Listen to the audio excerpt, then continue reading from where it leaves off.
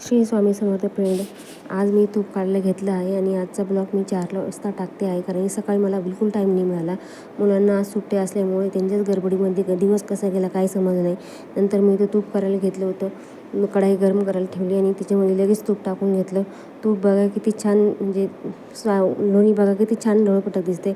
नंतर मग तूप लावून घेतलं. बाजूला भांडी होती ती घासून घेतली.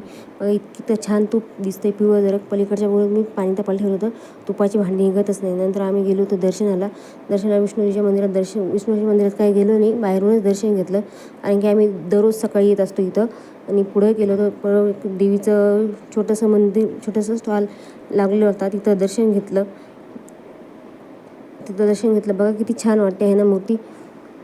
तिथं पण जाऊन वरती गेलो, दर्शन घेतलं. मी हात कुंकू वाहून घेतलं आणि मी पण हात कुंकू लावलं आणि माझ्या मुलाला पण लावलं. तिथून पुढं देवीचे मंदिर आहे, त्या देवीच्या मंदिरात गेलो. तिथं पण खूप छान असं मन प्रसन्न झालं, खूप छान वाटलं. तिने देवांचं दर्शन घेतलं आणि तिथे थोडा वेळ गप्पा बोललो. दोघी तिघी मैत्रिणी भेटल्या आणि संग गप्पा गोष्टी केल्या. आणि तिथून मग पुढे गेलो तरी एक मस्त छोटंसं अजून स्टॉल लागलेला होता देवीचाच. खूप छान मूर्ती बसलेली तिने पण तिथे भजन चालू असल्यामुळे आम्ही काही मध्ये गेलो नाही. बाजूलाच त्याच्याच बाजूला लगेच लागून अजून एक छोटी देवी बसली होती, ती खूप छान, ती पण मूर्ती खूप छान होती.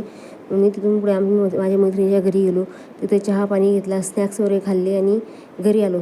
तो शूट नाही गेला कारण की माझी मुलगी मोबाईल घरी घेऊन आली होती, तिचा अभ्यास बाकी होता म्हणून.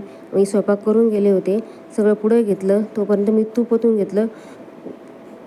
इथं थंड झालेलं तूप लगेच बरणीतून 500 ग्राम तूप निघालं होतं.